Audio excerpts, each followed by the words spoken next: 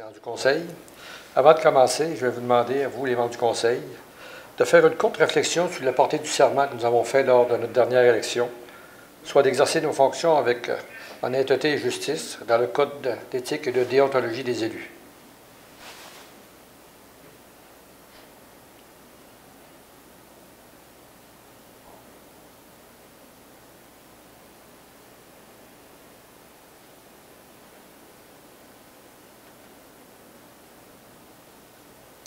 Merci beaucoup.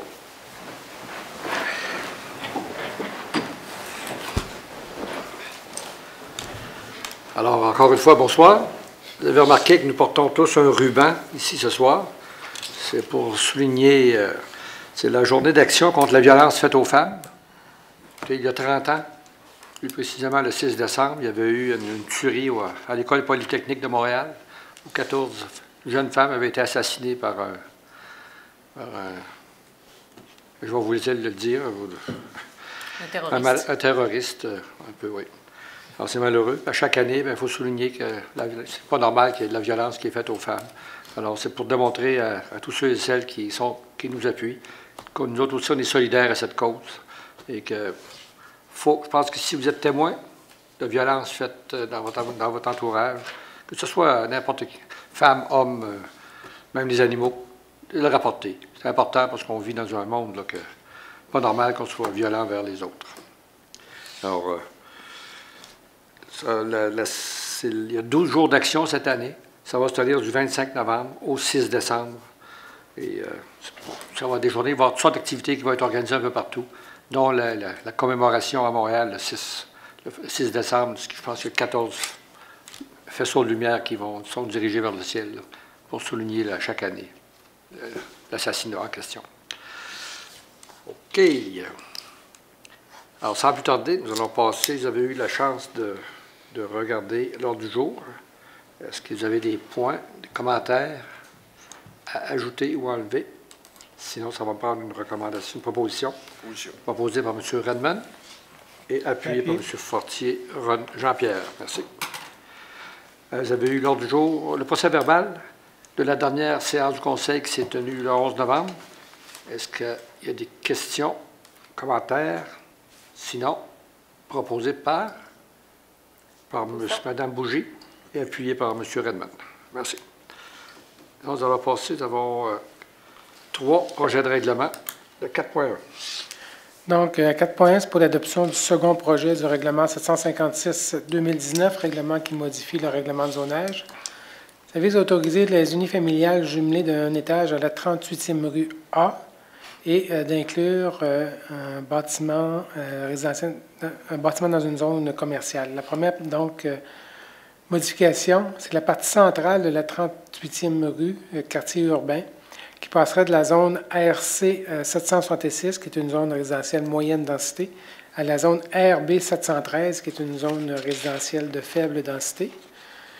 Et la deuxième modification, c'est le 550-552 14e rue, qui passerait de la zone résidentielle faible densité, RB 713, à la zone commerciale locale et régionale, CD 712.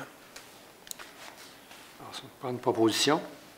Proposée par M. Fortier-Renaud. Je l'appuie. Appuyé par Mme Fortin. Merci. Le 4.2. 4.2, c'est l'adoption, c'est le dépôt du premier projet de règlement du 761-2019, règlement qui modifie le plan d'urbanisme. Ça vise à créer une affectation institutions et équipements publics le long de la 10e avenue au sud de la 175e rue.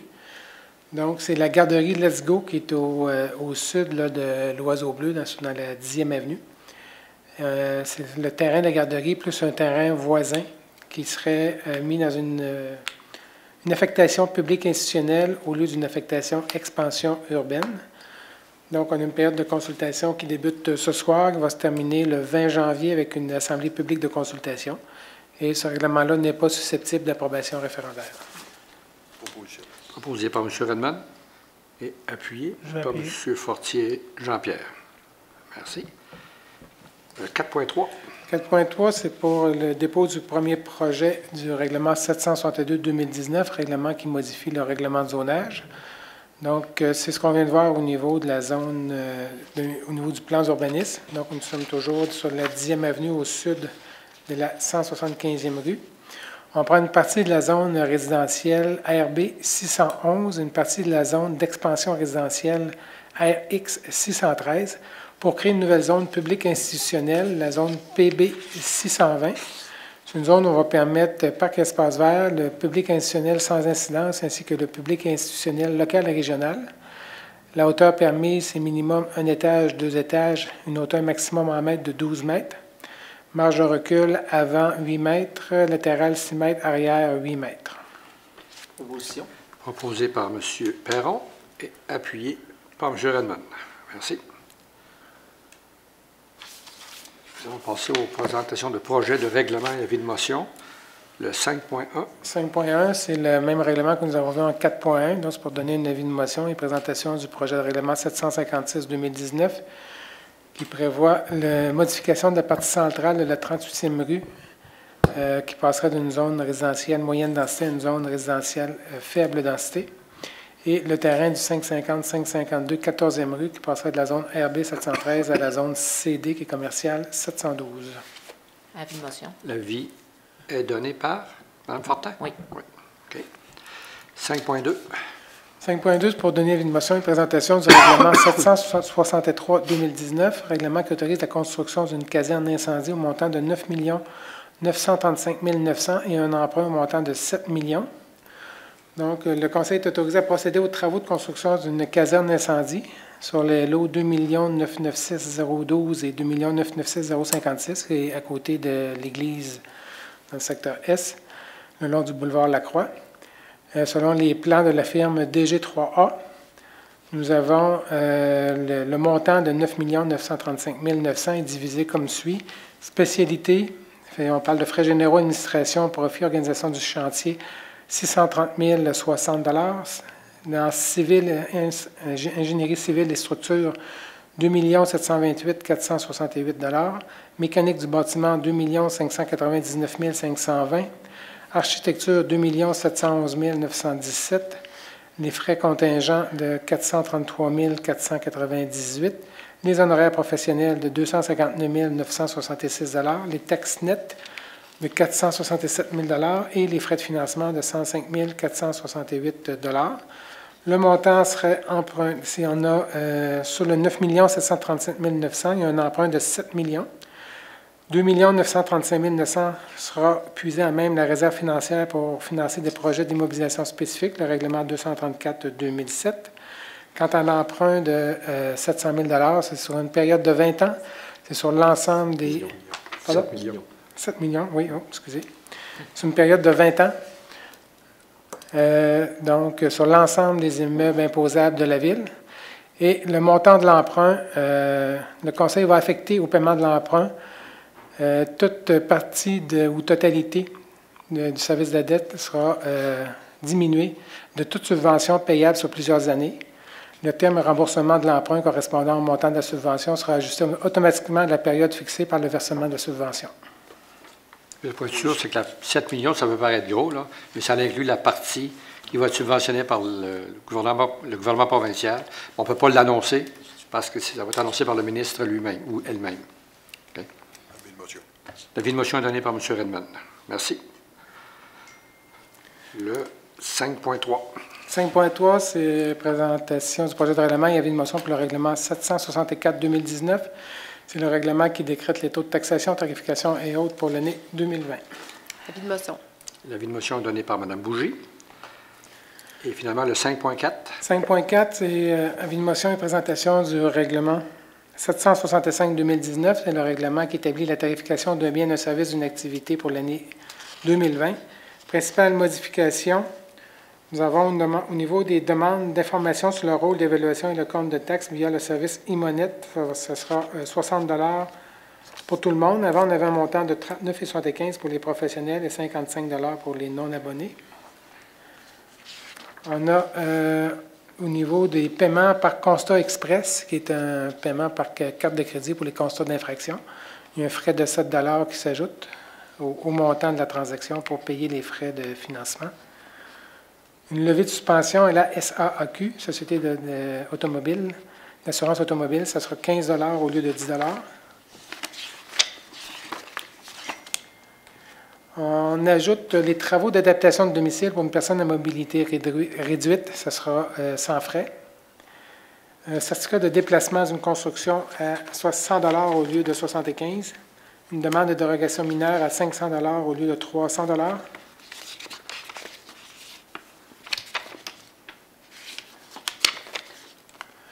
Au niveau des tournois de volleyball, quand on a un tournoi de 1 à 3 jours, les terrains, ce sera 125 $ pour une journée complète, 200 $ pour un tournoi de 2 jours et 250 $ pour un tournoi de 3 jours. On a au niveau du service des incendies pour le centre de formation, l'utilisation d'appareils respiratoires, ce sera 50 $ par appareil au lieu de 35 $. Et l'utilisation d'une bouteille, ce sera 12 $. Il nous reste quelques ajustements juste au niveau là, de l'indice des prix à la consommation. Avis de motion. Avis de motion donné par M. Fortier-Renaud. Merci. Maintenant, nous allons passer à l'adoption de règlement, le 6.1. 6 points, c'est pour l'adoption du règlement 751-2019, un règlement qui amende le règlement de zonage. Ça vise à agrandir le parc technologique, soit la zone IB 131. On agrandit aussi les zones RA 006 et RB 125. RA 006, c'est une zone résidentielle très faible densité, donc un secteur où il n'y a pas les réseaux normalement d'aqueduc et d'égouts. RB 125, c'est une zone résidentielle faible densité. C'est en haut de la 22e avenue. On crée aussi la zone FO 147, qui sera la partie des milieux humides au niveau de la terre que nous avons acquis pour l'agrandissement du parc technologique. Le règlement vise aussi à... on crée pour compenser l'agrandissement du parc technologique la zone FO 87, qui sera à même la zone industrielle IB 813. Nous sommes dans le parc industriel secteur ouest. Donc, c'est des terrains qui appartiennent à la ville, qui seront zonés forêt plutôt que industriels, pour compenser l'agrandissement du périmètre urbain. C'est une exigence du ministère des Affaires municipales. Et la dernière modification, c'est le terrain du parc Richard-Busque, où on a fait une zone parc et espace vert uniquement. Proposé par M. Redman. Appuyé. Appuyé par Mme Fortin. Merci. 6.2. 6.2, c'est pour l'adoption du règlement 755-2019, règlement qui modifie le plan d'urbanisme. Donc, c'est la partie centrale du développement de la 38e rue, qui était prévue en moyenne densité résidentielle. Ça sera remplacé par une affectation résidentielle de faible densité. Et le terrain du 550-552, 14e rue, qui passerait d'une affectation résidentielle faible densité à une affectation commerciale locale et régionale. C'est pour l'agrandissement du terrain du garage C. Doyon Limité. Proposition. Proposé par M. Fortier-Renaud et appuyé par M. Fortier-Jean-Pierre. Merci. Maintenant, nous allons passer à l'adoption des résolutions. Le 7.1. L'approbation du paiement des comptes pour la période du 1er au 14 novembre, un montant de 1 363 952,51. C'est selon la liste qui vous a été déposée la semaine dernière en comité général. Proposition. Proposé par Mme Fortin, appuyé par M. Perron.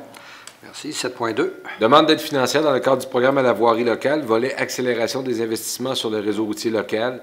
Attendu que la Ville de Saint-Georges a pris connaissance des modalités d'application de ce programme, attendu que la Ville désire présenter une demande d'aide financière au ministère des Transports pour la réalisation de travaux admissibles, attendu que la Ville s'engage à obtenir le financement nécessaire à la réalisation de l'ensemble du projet, incluant la part du ministère, attendu que seuls les travaux réalisés après la date figurant sur la lettre d'annonce sont admissibles à une aide financière, attendu que la Ville de Saint-Georges choisit d'établir la source de calcul de l'aide financière selon l'estimation détaillée du coût des travaux.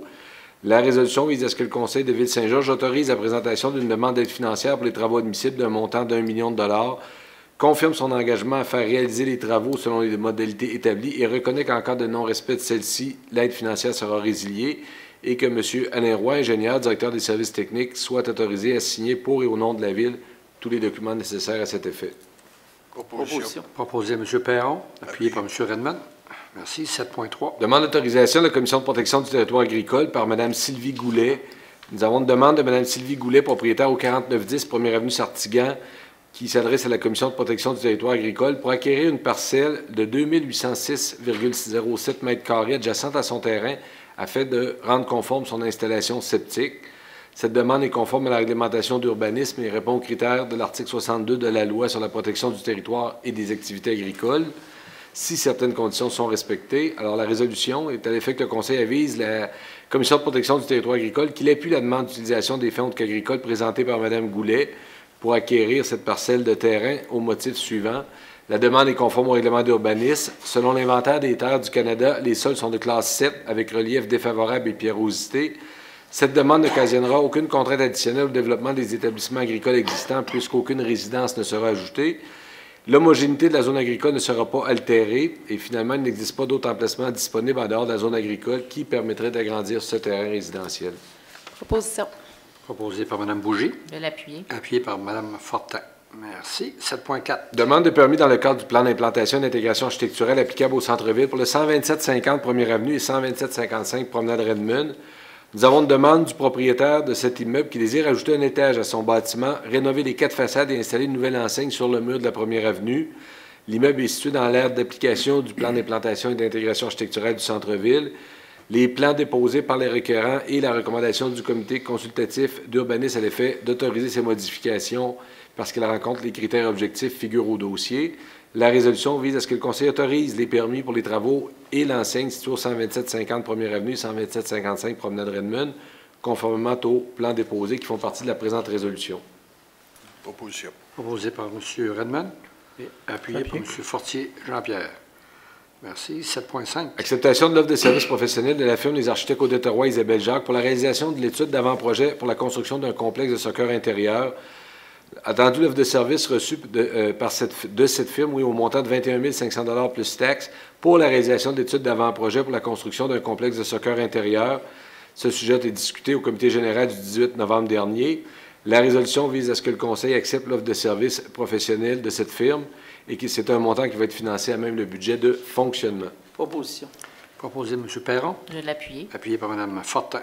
Merci. 7.6. Dans un même ordre d'idée, acceptation de l'ordre de service professionnel, cette fois-ci en structure et mécanique électricité de la firme WSP Canada pour la réalisation d'études d'avant-projet pour la construction d'un complexe de soccer intérieur.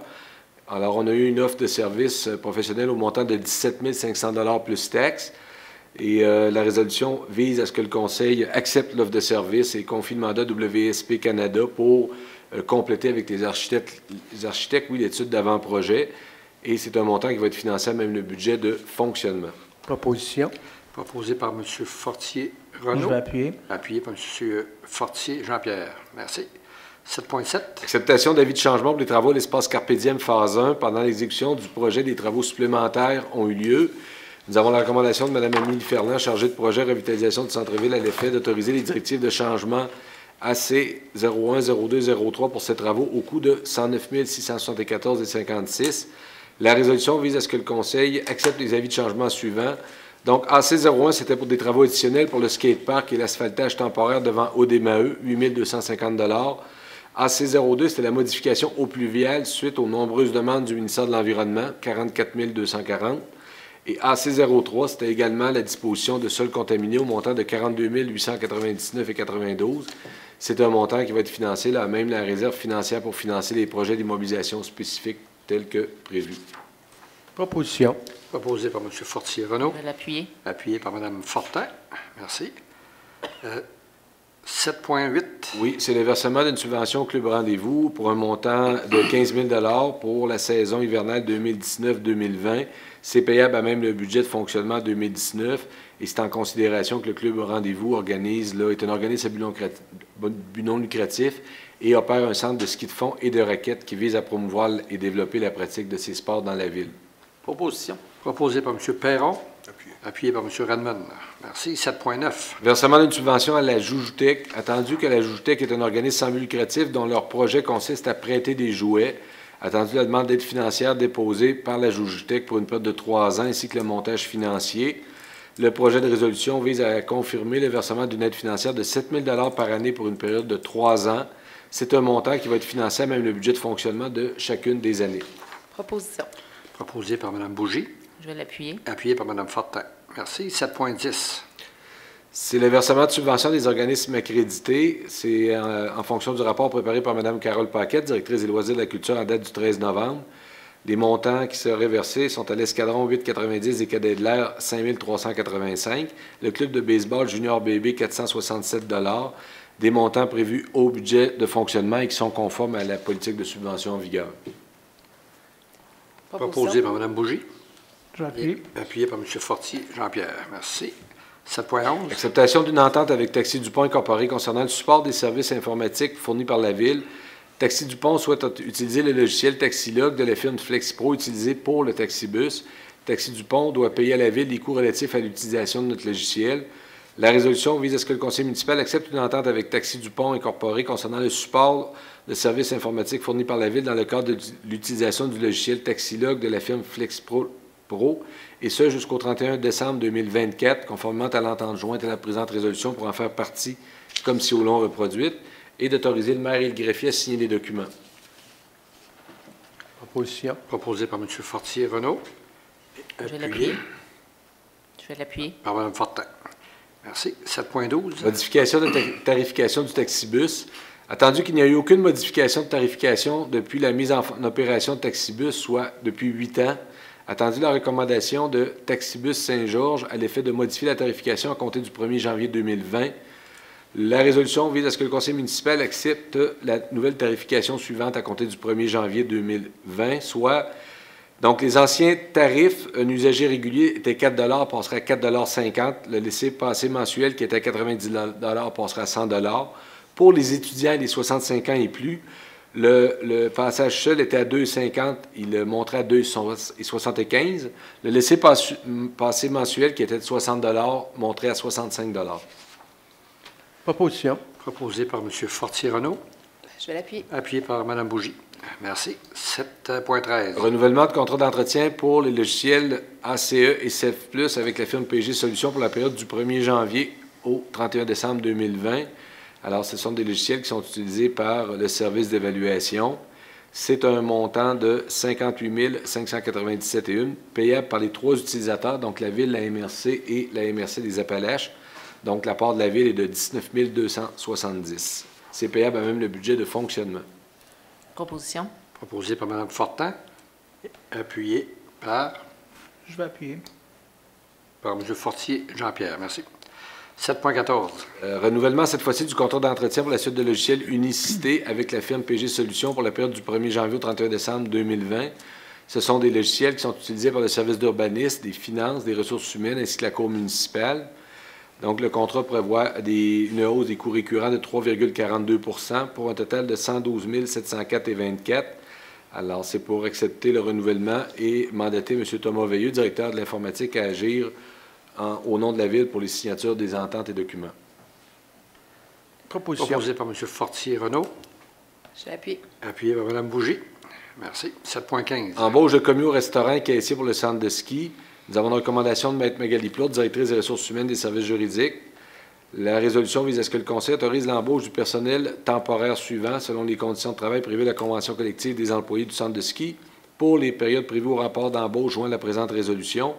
Donc, caissier, Norman Labbé, commis au restaurant, Marianne Dorval et Noémie Morin. Proposition. Proposé par Mme Fortin.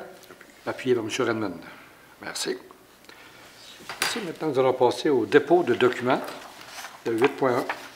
8.1, c'est le dépôt des certificats de procédure d'enregistrement pour l'approbation de différents règlements.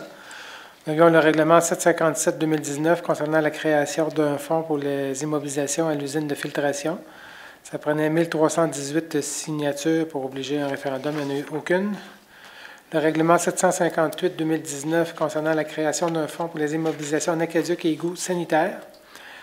Dans ce cas, ça prenait 1318 signatures également, il n'y en a eu aucune. Le règlement 759-2019 qui prévoyait le remboursement au budget de fonctionnement d'une somme de 90 087,52 pour l'achat d'une remorque pour le transport des boues de l'usine d'épuration par les immeubles desservis par l'usine d'épuration. Dans ce cas, ça prenait 1281 signatures, il n'y en a eu aucune. Le règlement 760-2019 qui concerne le remplacement du règlement 241-2007 pour la création d'un fonds pour l'éducation en environnement par un fonds pour la protection de l'environnement et la lutte au changement climatique. Dans ce cas-ci, ça prenait 2543 signatures. Il n'y en a eu aucune. Merci. Alors, 8.2.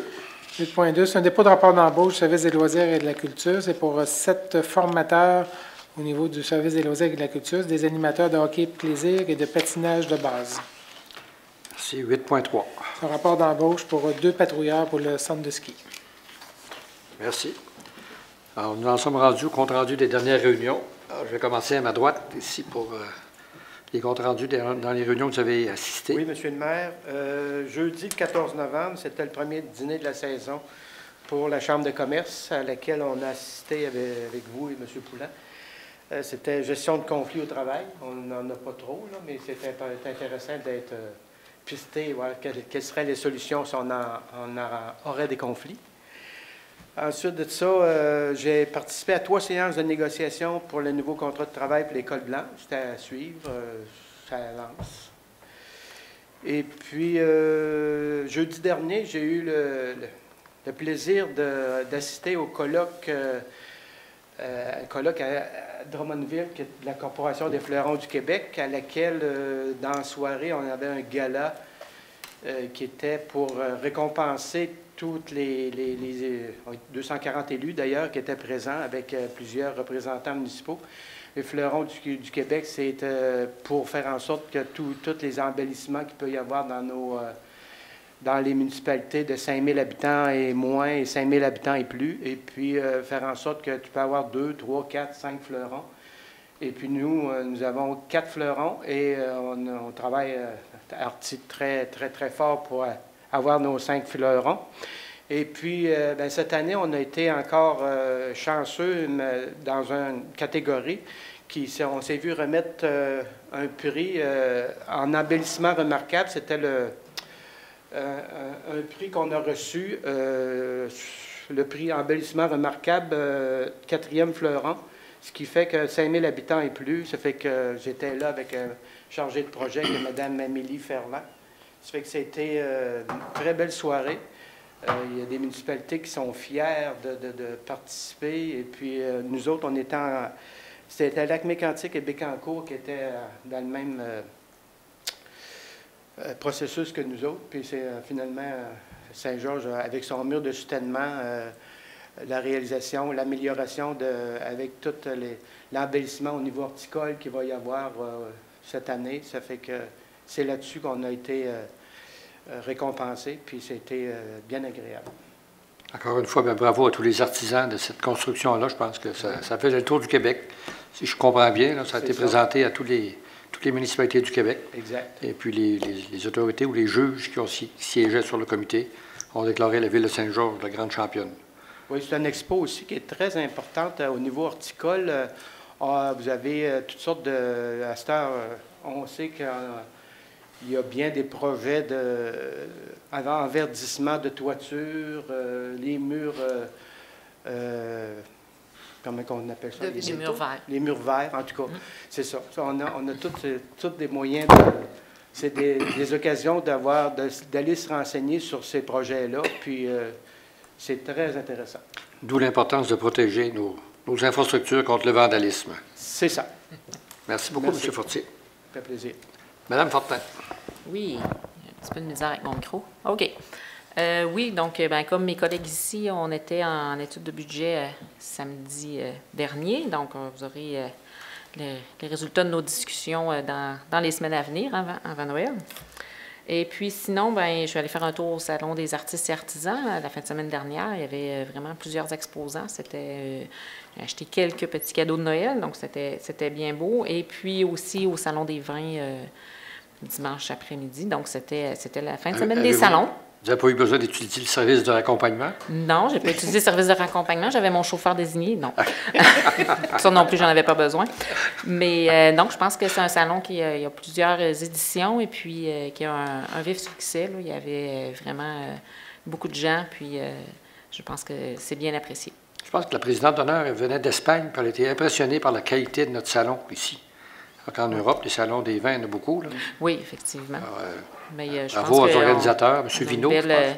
c'était une belle organisation, oui. Ouais. Félicitations aux organisateurs. Oui. Puis qui remettent les profits, je pense, à différents organismes aussi. Hein. Oui. Bravo. M. Pernod. M. Redmond. Oui. J'ai eu la chance d'assister à un anniversaire qui a été célébré en grande pompe à la Villa du Jasmin. Madame Boutin a eu 101 ans, qui était épouse de son beau Roméo Drouin. La famille était là. Il y avait aussi, il soulignait l'anniversaire de plusieurs autres résidents. Et puis, j'aimerais saluer les gens du Jasmin. On a eu beaucoup de discussions, beaucoup de plaisir, beaucoup de souvenirs. Donc, ça a été une belle activité. Puis, j'étais très heureux de vous remplacer, M. le maire, dans cette activité-là. Surtout que j'avais parlé à Mme Boutin l'année dernière, puis j'avais assisté à son 100e anniversaire. Puis, je lui avais promis d'être là, à 101 ans, mais je devais être... Elle vous en veut juste un petit peu. Mais vu j'irai au 102, j'irai au 102. Ils n'ont pas perdu au change en m'ayant là-bas. J'aimerais aussi mentionner, on a reçu du service des loisirs et puis le bulletin municipal. Il y a beaucoup d'activités à Saint-Georges gratuites. C'est vraiment, jetez un coup d'œil là-dessus. Ça vaut la peine. On est une ville qui offre beaucoup à ses citoyens dans toutes sortes de domaines, que ce soit culturel, sportif. Donc, jetez un coup d'œil là-dessus, ça vaut la peine. Ce qui est important de noter aussi, c'est qu'à l'intérieur, vous avez l'horaire de la récupération des vidanges. Là. Oui, il y a une chose... C'est pas d'activité là, culturelle, là, ça. Je vais passer la parole à... Madame Bougie. Votre photo, oui, moi, je vais vous en parler du culturel ce soir. Voilà. On a Mme Solange qui n'est pas là, donc je vais m'occuper de bien vous parler de ça. Premièrement, peut-être un peu les endroits où je suis allée là, cette semaine, la semaine dernière. Le 15 novembre, c'était l'activité de financement du CALAC, le Centre d'aide au... je le dise comme il faut, là, le Centre d'aide pour les agressions sexuelles, en tout cas. C'est pas tout à fait l'acronyme, là, mais c'est en quoi ils viennent en aide, de Chaudière-Appalaches. Peut-être vous dire que c'est quand même, ça couvre un grand territoire, c'est un organisme important qui fait de la prévention, de l'aide aux victimes aussi, là. Ils sont beaucoup connus pour ça, les enfants, les femmes, les adolescents, ils ont plusieurs programmes. Et puis aussi de l'aide aux entreprises. Moi, c'est un volet que je connaissais moins, puis on présentait une petite vidéo. J'ai même reconnu la voix de notre Richard aux communications, qui avait prêté sa voix pour la vidéo. Et le service aux entreprises, depuis janvier 2019, on sait qu'il y a une nouvelle législation qui oblige les employeurs à avoir une politique de harcèlement, de prévention de harcèlement sexuel au travail. Et puis, eux, ils font de l'aide si jamais les entreprises vivent ces situations-là ou ont des problématiques ou des besoins avec des employés. Fait que j'ai trouvé que c'était intéressant là, à connaître aussi. Donc, un beau service là, qu'on a ici, un organisme important. Le 19 novembre, c'était la conférence de presse du marché de Noël. Donc, on était dehors, il y avait une belle petite neige, ça sentait bon, il y avait plein de belles activités qui s'en viennent. Donc, vous allez recevoir aussi le dépliant pour le marché de Noël. C'est sur 2 fins de semaine cette année. Donc, avant, c'était une seule fin de semaine. Cette année, c'est 2 fins de semaine, le 7 et le 8 décembre et le 14 et le 15 décembre. Et ce sera exclusivement agroalimentaire. Donc, on n'aura que des kiosques là, au niveau de l'agroalimentaire, des produits du terroir, toutes sortes de petites compagnies là, à découvrir. Vous pourrez regarder le dépliant, là, mais il y a toutes sortes de bonnes choses qui vont être à goûter. Je ne veux pas en nommer juste un puis laisser les autres de côté, donc je vous laisserai le regarder. Des chorales, les carrioles de chevaux encore qui vont être là, de l'animation. Donc, soyez présents, qu'il fasse beau ou froid, on s'habille, puis on va voir nos exposants qui vont être là au marché de Noël. Ensuite, le 23 novembre, comme vous avez dit, c'était la rencontre pour le budget. On a été ici samedi. Et je voulais vous parler... 2 choses qui en contiennent plusieurs, mais les activités du mois de Noël. Donc, comme à chaque année, il y a beaucoup d'activités qui vont avoir lieu dans le mois de Noël et c'est vraiment un avantage là, pour nos citoyens de pouvoir profiter de tout ça. Je vais vous les nommer parce que je pense que c'est important. Il y en a plusieurs qui sont intéressantes. Il y aura des activités de patinage libre, patinage poussette qui auront lieu le 15 et le 17 décembre. La marche au flambeau, habituellement, Serge, là, en glisse un petit mot, mais il y aura la marche au flambeau le 18 décembre. Le départ est donné à l'espace Redmond. Des biblios-bouts de chou et l'heure du conte. Donc, les biblios-bouts de chou s'adressent aux enfants un petit peu plus petits, 2 à 4 ans. L'heure du conte, c'est pour les 5 à 10 ans. Là, on n'est pas sévère, il n'y a pas de carte. Si vous avez des enfants plus vieux, plus grands, plus petits, vous venez quand même, c'est intéressant. Des petites pièces de théâtre qui vont avoir lieu. Ensuite, le 15 décembre, tout l'après-midi, au Centre culturel, c'est les Folies de Noël. Donc, il va y avoir une foule d'activités pour toute la famille. Ceux qui aiment la musique traditionnelle, le 19 décembre, il y a un concert de Noël. Ensuite, là, je suis rendue un peu plus loin, peut-être qu'on pourra vous le dire, mais à la fin de l'année, le 31 décembre, il y a l'activité du jour de l'an. Mettez ça à votre agenda. Et le marché de Noël, je vous en ai déjà parlé. Et je voulais rappeler que les nouvelles expositions hivernales vont commencer le 5 décembre, donc du 5 au 16 février. 5 décembre au 16 février, ce sera les nouvelles expositions hivernales au Centre culturel Marie-Fitzbach. Voilà. Merci beaucoup, Mme Bougie. Vous avez remplacé Mme Solange Thibodeau assez bien. Là. Oui, OK. C'était quasiment merci Solange.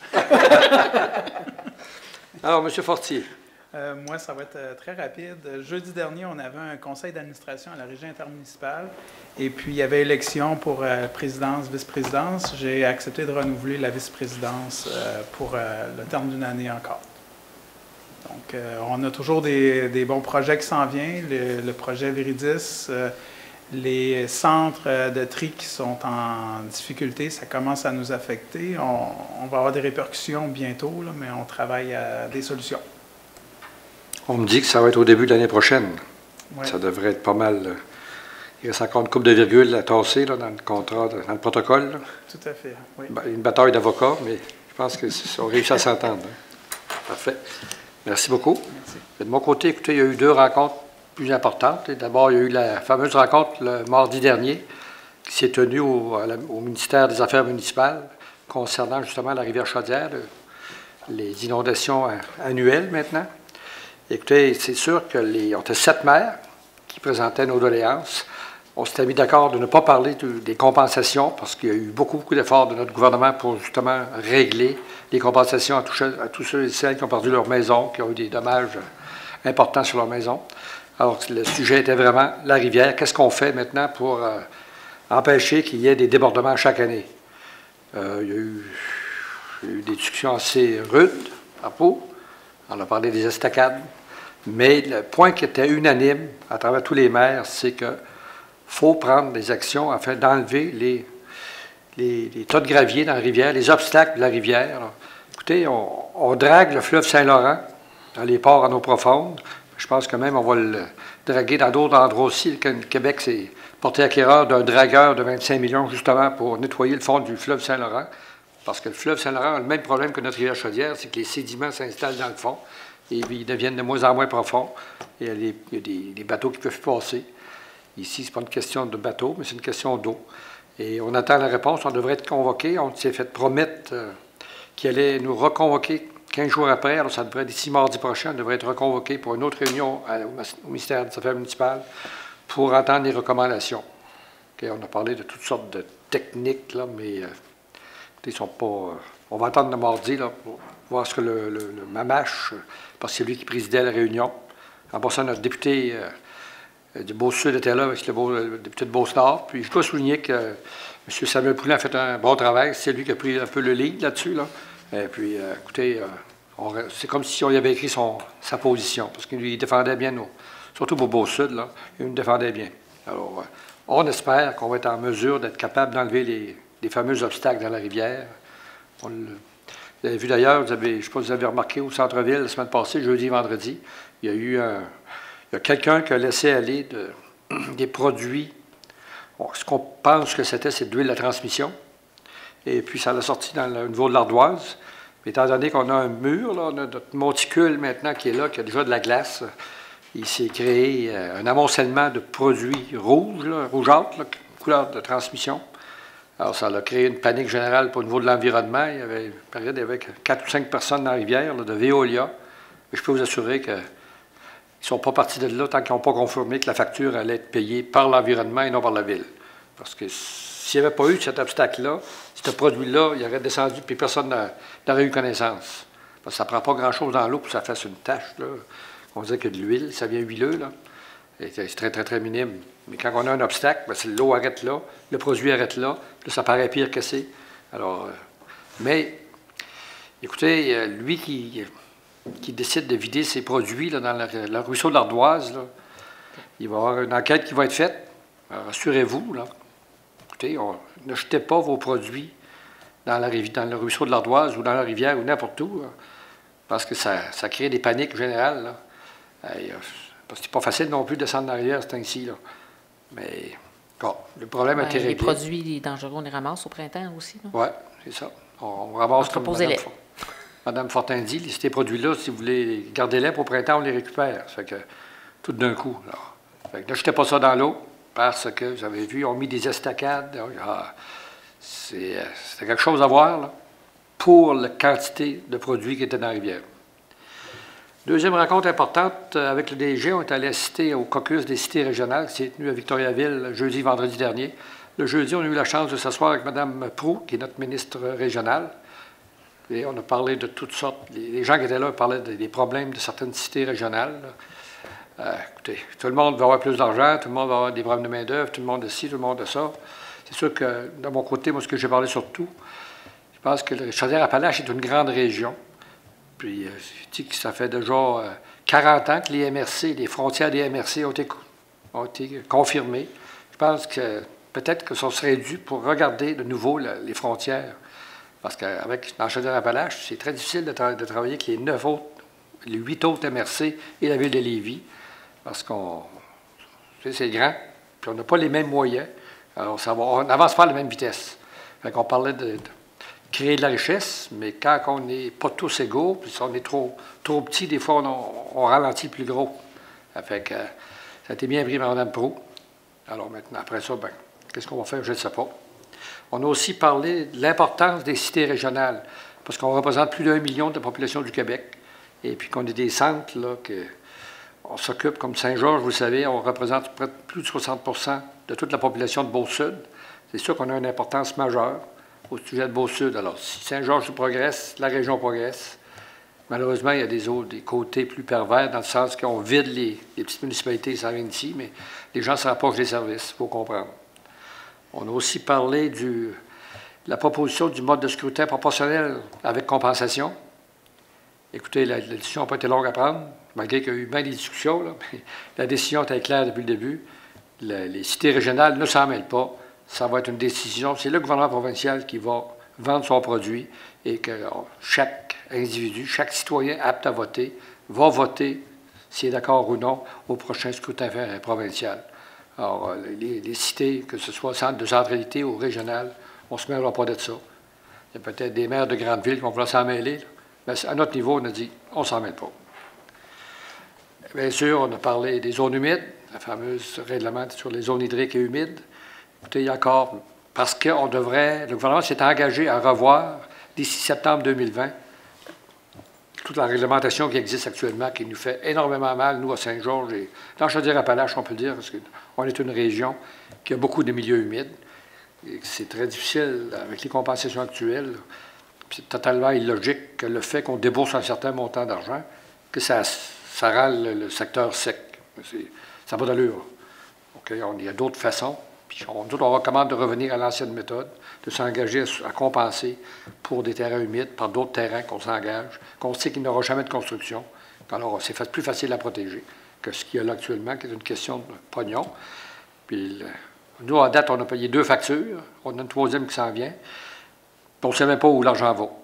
Alors, c'est assez frustrant pour nous autres. Puis, en passant, on était la seule cité régionale, j'ai parlé aux autres maires, qui a eu des compensations à payer depuis que ce règlement-là existe. Il y a eu de grandes villes. Longueuil avait payé un montant important, mais on était la seule vraiment là, qui a payé, qui a dû défrayer des coûts. Et puis, si on veut agrandir notre parc industriel, bien, il y a une facture de 3,2 millions actuellement qui nous pend au bout du nez, qu'on refuse carrément de payer, ça n'a pas d'allure. Puis, on a parlé aussi de l'environnement. Toutes les tracas sont causés par les fameuses directions régionales de l'environnement, Oui, tout le monde est pour l'environnement, il y a pas, mais je pense que c'est nos citoyens qui vont nous juger et non un groupe de fonctionnaires qui ne connaissent pas la région du tout. C'est difficile de faire. Je prends l'exemple de Carpe Diem. Ça fait 3 ans on a négocié pendant 3 ans pour avoir le fameux certificat d'autorisation on va débuter au printemps. Ça n'a pas d'allure, ça fait remonter les prix. On a annoncé ce soir une facture de 100 000 de plus. Bien, à force d'attendre et d'attendre, les prix montent. Hein. Ça fait que, on s'était commis il y a 3 ans, puis là, on paye plus cher parce que ça a pris du temps à commettre notre action. Alors, finalement, je voudrais féliciter, Esther en parle un peu, du Salon des artistes et artisans. Bravo encore à tous les bénévoles qui ont été impliqués, car cette année, c'est un succès. Et les gens, il y a des exposants là, qui, chaque année, nous demandent de venir exposer ici parce qu'on les soutient logistiquement de très bonne façon. Et puis, les gens participent. Il y a beaucoup de gens qui vont visiter. Ça te permet aussi d'aller visiter le centre Marie-Fitzbach. Et voilà, c'est à peu près tout. À moins que vous ayez d'autres points, des oublis ou des ajouts. Tout est sous contrôle. Maintenant, nous allons passer aux périodes de questions. Alors, c'est la question des membres du Conseil. M. Perron. Pas une question, M. le maire, mais ce matin, je descendais la 127 vers les 6h30, et puis un fardier de 53 pieds descendait devant moi. C'était une vanne chargée de métal. Il est descendu complètement la 127 et il a tourné vers le sud. Puis là, je me suis dit à moi-même, il y a à peu près 25 ans, le ministère des Transports a fait un détournement parce qu'il y avait des fardiers qui passaient droit. Il manquait de frein 2 à 3 fois par année. Jamais eu de mort, une chance. Mais là, on est rendu au même point qu'il y a 25 ans. Puis le ministère des Transports prend du temps à faire des études. Puis, à un moment donné, il fallait qu'à un moment donné, il se réveille parce qu'il va finir par avoir des morts. Puis je ne peux pas dire que c'est les camions qui sont fautifs comme tels. Les Google Maps, les affaires de même, ça l'amène les vannes là. Mais ça s'en vient dangereux, extrêmement dangereux. On aura beau faire un transfert dans la 25e avenue pour qu'ils reviennent sur la 204, mais ça ne se fait pas. Ou les gens prennent des chances. Mais je pense que le conseil de ville va être obligé de... On va appeler M. Poulain bientôt, Samuel de son prénom. Le député a fait une présentation après-midi à l'école d'entrepreneurship, parce que le gouvernement s'est engagé pour donner 2,2 millions en aide financière pour permettre de garder les coûts de formation un peu le plus bas possible pour permettre à plus de monde de suivre le cours. Puis j'en ai profité pour parler justement du prolongement de l'autoroute, parce qu'il s'est engagé qu'on devait avoir un compte rendu d'ici la fin décembre 2019, où on en était. Alors lui, il va vérifier et nous tenir au courant. Mais j'ai demandé encore sa position. Et puis sa position, c'est de traverser la ville au complet. C'est la position qu'on a au conseil ici aussi. Là. On ne veut pas une sortie à la 150 puis arrêter là. On veut vraiment traverser la ville puis sortir en arrière de l'école d'entrepreneurship. Mais là, on sait que le rapport doit être terminé, puis on a eu une facture. Alors, je refuse de la payer, tant ou longtemps qu'on n'a pas le rapport. Ça a pris 3 ans pour qu'on puisse faire le secteur carpédien, parce que les zones humides, ça va prendre 20 ans avant qu'une vanne arrête de passer dans la 127. Et puis, il y a des jeunes enfants en bas, il y a des citoyens amplement aussi, là. Mais ça va donner quelqu'un qui prenne sa responsabilité. On ne peut pas dire que c'est l'accident mortel qui s'est produit la semaine dernière avec la vanne, encore un poids lourd, à la sortie de la ville au sud. S'il y avait eu un prolongement d'autoroute, peut-être que cette vanne-là n'aurait pas passé dans la ville, ça aurait passé par la route de contournement. Mais là, c'est une hypothèse. Là, je dis pas que... mais moi je parle pour la 127e rue. Il y a eu tellement d'accidents il y a 20 ans, on avait pratiquement réglé ce problème-là, c'est revenu. Là. Puis c'est le ministère des Transports qui nous a amené ce problème-là. C'est vous qui le dites, je suis d'accord. Je suis d'accord. Je suis d'accord. Oui. Il y avait à peu près 12-15 ans, le ministère des Transports, on leur avait dit que ça n'avait pas de bon sens. Ils nous ont dit au Conseil, on va faire un 6 voies sur le boulevard Lacroix, à le secteur Burger King, là, et puis un 6 voies en direction sud, direction nord. Et puis, vous allez voir, ça va bien aller. 15 ans plus tard, il n'y a rien qui s'est passé. Les ventes descendent par la 127. Mais vous savez, M. Perron, la pression qu'on a mise sur le gouvernement pour justement faire avancer cette étude-là, ça a pris presque 2 ans et demi avant que l'étude soit lancée. Là. Ça avait commencé avec Robert Dutil, ça a été mis en place avec Paul Busque et terminé avec Samuel Poulin. Alors, on ne peut pas aller plus vite parce que le maître d'œuvre, c'est le gouvernement du Québec. Parce que si on veut le faire, ça va être nous qui va le payer, ça va coûter plusieurs millions. Mais c'est pour ça qu'il faut en parler, parce que ça, on n'en parle pas. Oui, on en parle. Ils s'assoient sous leur laurier. Parfait. Le mot est pas... Et j'ai fini. Vous allez passer des belles fêtes quand même, M. Perron. Okay. Il y a d'autres commentaires, d'autres points, d'autres questions? On va passer au public. Vous avez des questions? Non, alors, ce n'est pas de questions de public. On vous souhaite la bienvenue. Vous voulez rester au Conseil de ville. Alors, sans plus tarder, la prochaine réunion, la prochaine séance du Conseil va se tenir le 9 décembre.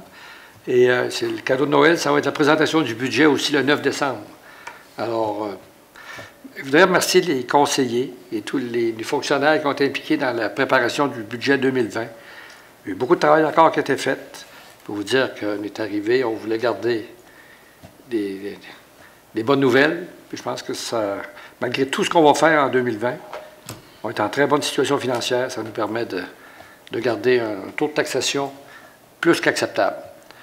Mais il faut en profiter. On ne sait jamais ce qui nous attend, ce qui peut nous tomber sur la tête. Là. Mais à tout cas, à date, ça va très, très bien. Merci de votre soutien, vos questions, de vos recommandations. C'est sûr que Karine qui n'est pas ici avec Rémi, du personnel du contrôleur, qui a encore un travail de fait. Ça nous permet probablement de passer l'année 2020. Hein, c'est 2020, Salon des vins. L'année prochaine, ça va être bon. On devrait avoir une belle année en 2020 avec les projets qui s'en viennent. Alors, sans plus tarder, proposons la levée de l'Assemblée par Mme Bougie, appuyée par M. Fortier Jean-Pierre. Et vous, chez vous, bonne soirée, soyez prudents. On se revoit le 9 décembre. Merci.